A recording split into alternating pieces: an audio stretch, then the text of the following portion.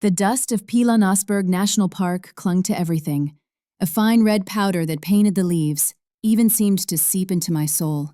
I, Dr. Ayani Nkosi, sought refuge here, a place where I could truly make a difference as a veterinarian, not like in Johannesburg. Here, the animals needed me. The majestic wild creatures of the South African bush. Escaping city burnout, a cheating fiancé, and the memory of my late mother who always said, "Africa speaks, if you listen." The local village of Pakatla was where I'd set up my small clinic. The people were welcoming, their connection to the land deep and ancient. I rented the guest house from Mama Zola's, an elderly spiritual matriarch of the village, who eyes me with eerie affection, like she knew a secret about me that I wasn't privy to. My days were a blur of treating injured kudus tangled in a wire snare, treating a fevered baby elephant, soothing an angry rhino, stitching up wounds on warthogs, and far too often, mourning the victims of poachers. The death of the alpha leopard's mate had hit the reserve hard. She was a magnificent creature, and her loss left a palpable void, a ripple of anxiety in the delicate balance of the ecosystem. I wept alone, pressed against the wall of my clinic, whispering an apology to the wild. Everyone knew the stakes. The alpha needed an heir, a strong female to secure his lineage against the encroaching shadow pack vying for dominance. The next morning, there's a fresh trail of paw prints leading to my apartment door. Then at night, I begin to feel a presence, soft, steady, stalking. I couldn't shake the feeling I was being watched. It started subtly. The gifts, a feather, perfectly iridescent, lying on my pillow in the morning. Then, a small, exquisitely carved wooden animal, a smooth gray river stone, little gifts, appearing as if by magic. I told myself it was the wind or maybe a curious monkey, but deep down, a shiver of something ran through me. It wasn't fear, not exactly. It was a sense of being watched, of being courted, mysterious, almost devotional. Meanwhile, I kept seeing a majestic male leopard on the reserve's edge, the alpha. He was larger than all the others, including the other males. Our eyes meet, one sunset as I wash my hands in a stream. His golden irises don't look like an animal's. They look knowing. I felt those golden eyes on me when he was around, an intensity that made the hair on the back of my neck prickle. I began dreaming of the leopard, watching me bathe, brush my hair, touch myself. In my dream, his shape shifts, man, beast, man again, until he is a faceless silhouette between my legs, whispering in a deep, gravelly voice, "You belong to me." The erotic heat builds. I started waking, drenched in sweat and aroused. My body aches for something I can't name. I began touching myself more frequently. Quick, desperate sessions, but unsatisfying. Nothing compares to the phantom energy of that gaze. Then it happens. Gunshots. I was jolted awake by the sounds of shouting. Gunshots echoing through the valley. Poachers, bolder than ever. I grabbed my medical bag and ran towards the commotion. The villagers were bravely resisting, but they were outmatched. In the chaos, I saw him. The alpha leopard. A shadow of fury. He was tearing into the poachers, a blur of muscle and teeth. Then a shot rang out. He staggered, a dark stain blooming on his flank, and disappeared into the darkness. Ignoring the danger, I followed the trail of blood deeper into the bush. I found him bleeding. Eyes were dimming, breathing ragged. He was badly wounded. Ignoring the primal fear that threatened to paralyze me, I knelt beside him. He flinched as I touched him, but then something shifted in his golden eyes. Relief? Trust? Carefully, I cleaned the wound, working quickly to stop the bleeding. I sutured the gash, my hands trembling, his hot breath against my skin. "Easy, boy," I whispered, my vet instinct overriding everything else, kneeling in the dirt, unafraid. "Don't worry, I've got you." Hands trembling. I treat him, stitch him while blood soaks my hands and thighs. As I finished, he nudged my hand with his massive head, a low rumble vibrating in his chest. It was a sound of gratitude, And something more. Something that resonated deep within my own soul. I sat vigil through the night. His gaze never left my face. The next morning, when I woke up, he was gone, vanished without a trace. Only the faint scent of wild musk lingered in the air. How can a wounded animal vanish? I said to myself. No dragging trail, no blood. Just gone. The grass where he laid was still warm. Days later, a sleek black car pulled up to my clinic. A man stepped out, well-dressed, tall and imposing. He introduced himself as Malachi Malloy, an attorney who handled the village's legal affairs. He spoke with a quiet authority, his presence radiating a power that was both compelling and unsettling. He was handsome, intensely so. Malachi is beautiful, confident, with piercing amber eyes. He speaks with reverence about land rights, conservation, and the spirits of the land. There was a familiarity about him, something that tugged at the edges of my memory. Malachi began to court me, his approach less than subtle. He knew my work, understood my passion. He spoke eloquently about the need to protect the land and its creatures, about the delicate balance between tradition and progress. Our chemistry, immediate and intense. After a night out in a nearby village, we headed back to my place. You look at me with such intensity, yet you seem so distant, I said as I walked out the bedroom from changing into more comfortable loungewear. When I finally touch you, Ayani, it won't be gentle. Malachi kisses me the first time. He pinned me with a look, then growled. I don't know how I ended up bent over the dresser, panties ripped, his fingers teasing the wet heat between my thighs. His hands gripped my hair. My body betrayed me. I moaned. He knelt behind me, tongue lapping me open, devouring me like I was his last meal. When he stood, he slammed into me without warning. I gasped, nails scratching the wood. He gripped my hips, slammed into me with wild hunger. Fuck, you're tight, he growled. So fucking perfect. My moans turned to cries as he filled me again and again. When I came, it was like thunder splitting the sky. He was unlike anyone I had ever known.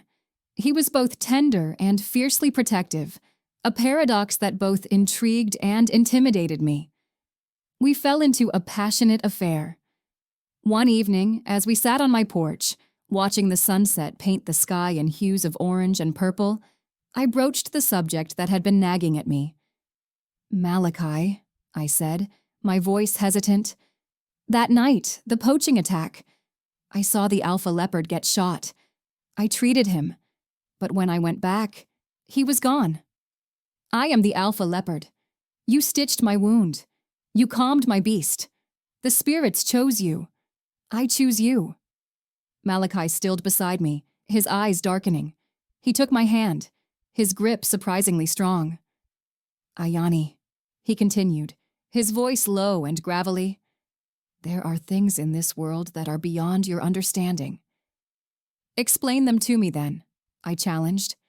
He sighed, running a hand through his golden hair. The people of this land, the Bakgatla, carry the blood of the leopard. Some of us are closer to it than others. I stared at him, my mind reeling. What are you saying? There are legends, he continued, his voice barely a whisper. Stories of shapeshifters, of men and women who can become majestic creatures. There are several of us with the bloodline, the ability to transform from animal to human at will. I laughed, a nervous, disbelieving sound. That's just a story, Malachi. He rose to his feet, his eyes fixed on mine. Is it? He walked to the edge of the porch, his back to me. The air crackled with an unseen energy. Then he began to shift. The shimmering shift, the glint of fang, the spine cracking into the beast shape. It wasn't a smooth, seamless transformation like in the movies. It was agonizing, a wrenching, tearing process that seemed to physically pain him. His bones twisted and contorted, his skin rippled, and a guttural roar ripped from his throat. I gasped. I watched in horror and fascination as the man I loved dissolved before my eyes, replaced by the magnificent creature I had treated in the bush. The alpha leopard. He reveals the ancient secret. He is of a shifter bloodline. The only way to keep the territory protected is to bond and have an heir to continue the bloodline. He stood there, bathed in the fading light, his golden eyes burning into mine. He was both terrifying and breathtakingly beautiful. He was the wild, untamed heart of South Africa. I back away, but my body betrays me. He could smell my lust, my desire. I want him, need him. His scent, his growl. He lowered his massive head in a gesture of submission, a low rumble vibrating in his chest. It was the same sound of gratitude, of affection that I had heard in the thicket. Then, in my mind, I heard his voice. Not a spoken word, but a clear, undeniable thought that resonated deep within my soul. Ayani, my mate. He wanted to change back, but didn't. As if he was expecting me to run away, but I didn't. I closed my eyes, trying to process the impossible. A shape-shifting leopard, a secret bloodline, and me, a veterinarian from Johannesburg, in the middle of it all. When I opened my eyes, I focused on the leopard again, on those intelligent, piercing amber eyes.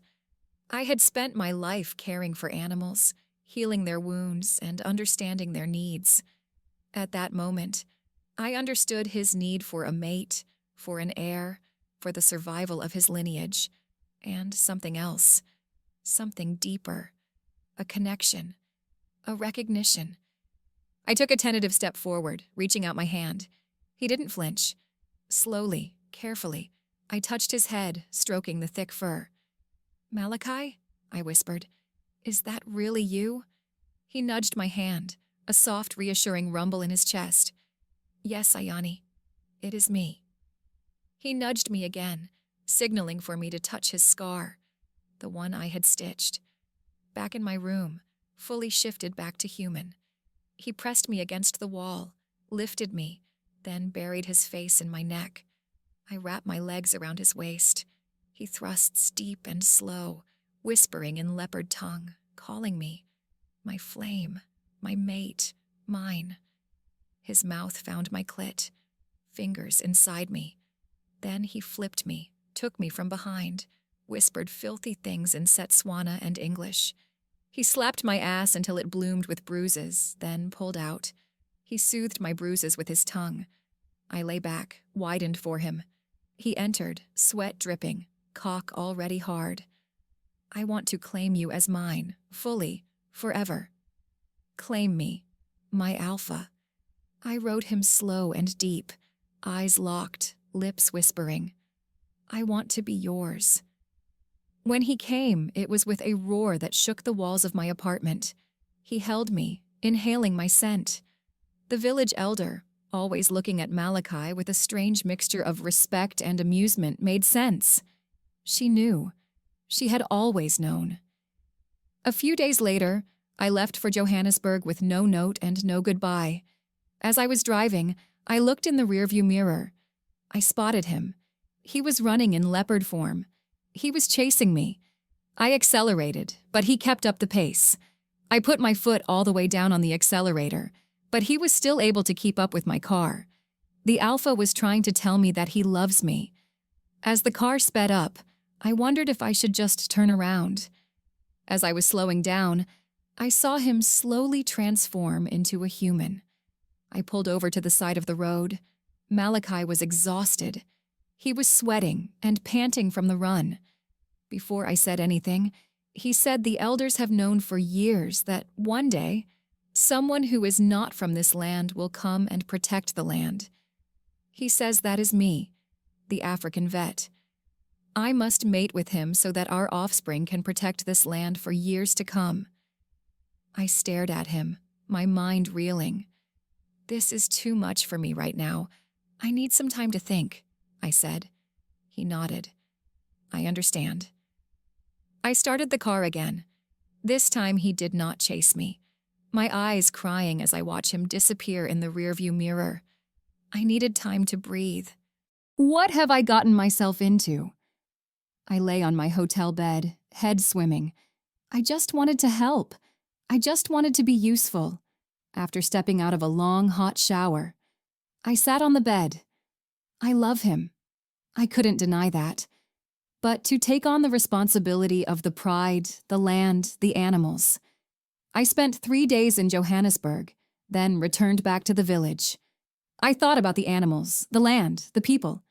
And I thought about Malachi, the kind, intelligent, passionate man who was also a leopard. I missed him. After returning to the reserve, Malachi didn't come by the clinic for weeks. My heart ached. One night, a rogue male from the Kalahari Pride crossed into the territory. I decided to go for an evening swim in the river. The rogue leopard stalked me like prey. I didn't notice him. He pounced. I screamed. Malachi pounced, emerging from one of the trees. He shifted midair.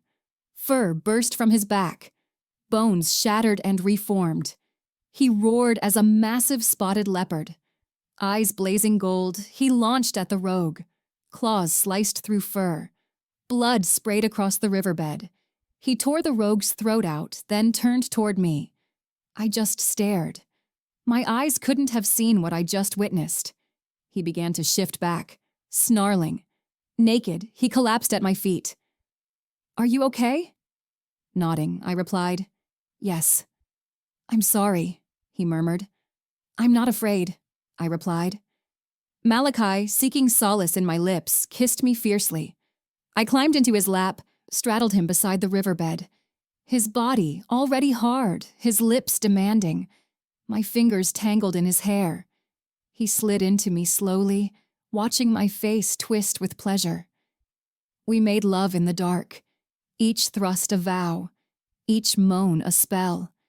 He growled, burying himself inside me, deeper with every thrust.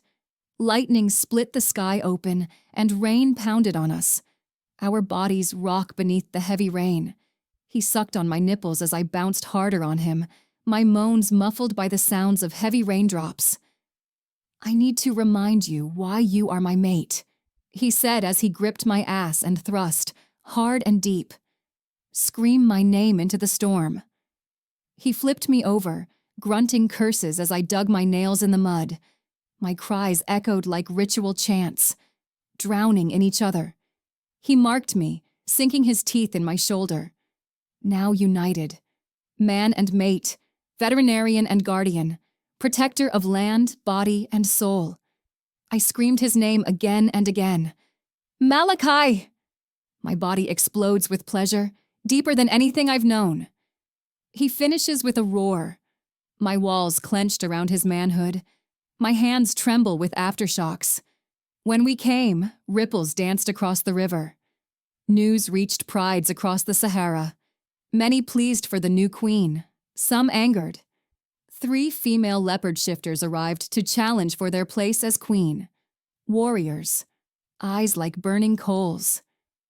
I was at my clinic when they came. Their leader, Sekhmeta, wore scars as pride.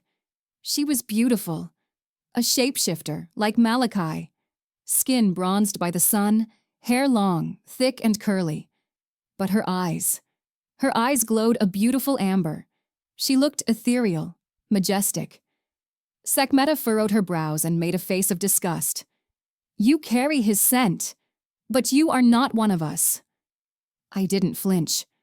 "I don't need to be. I'm everything he needs. He is mine." "We'll see," Sekhmeta hissed. That night, they challenged Malachi. The challenge was a fight to the death or for the alpha to yield, thus allowing one of them to be announced as his queen. If he loses, his fate would be determined by leopard law. One of the females could claim him as their alpha. "This is a waste of my time. I've already claimed what's mine. She's mine." "Fuck you," Sekhmeta retorted. Malachi grinned. "No thanks. Dry pussy isn't my thing." A roar shattered the night. Malachi descended in leopard form, fury incarnate, flesh ripped, bones broke. I watched, breathless. Growls pounded the dusty air as he and the females clashed. Fur flew. Roars shook the sky. All 3 females attacked with ferocity. The battle was primal, vicious, savage. One of the female leopards bled into the soil, another lay dead. Sekhmeta refused to yield. She fought like a demoness, slashing Malachi across the chest. I screamed, tears rolling down my cheeks as he bled. But he rose, darker, faster, crueler. The beast within him awoke. He tore her to shreds. Pieces of her body scattered the bloodied ground. I ran to him, touched his bloody face, and kissed him. Malachi shifted back to his human form. In the aftermath, we returned to my apartment. Malachi was high on instinct, pain, adrenaline. In the shower, I kissed every wound. He shoved me against the wall, biting my neck. You saw me. You still want me? I spread my legs. Yes, Alpha. I want you. He bent down, starts licking my wet folds before plunging into me hard. My cries echoed through the night. He fucked me like he was claiming a throne, with thrusts punishing and deep. I screamed. He devoured my breasts, gripped my thighs as he slammed into me until I came, sobbing. You're my fucking queen, he growled. Mine, you hear me? I'm yours, I screamed between sobs. Forever. He kissed me gently, then harder. My legs wrapped around him. I gasped as he slid into me, slow and worshipful. Then savagely, with the rage of a man who almost lost everything, my nails tore his skin. We fucked. Raw, brutal, feral. You will always belong to me, he growled. Always, I repeated. A year later, I gave birth to twins with golden eyes, fire in their souls, each one with a spotted birthmark on their back. They're the next generation of shifters, raised by an alpha father, protector of beasts, and their mother, queen of the wild. Born of ancient blood, they carried the fire of the gods and the secrets of the land. Laughing and cooing with me by day, then wandering the wild at night, speaking to shadows and returning with eyes rimmed in gold with their father. The future twins alphas, rulers of a new age. The story of their parents passed into legend,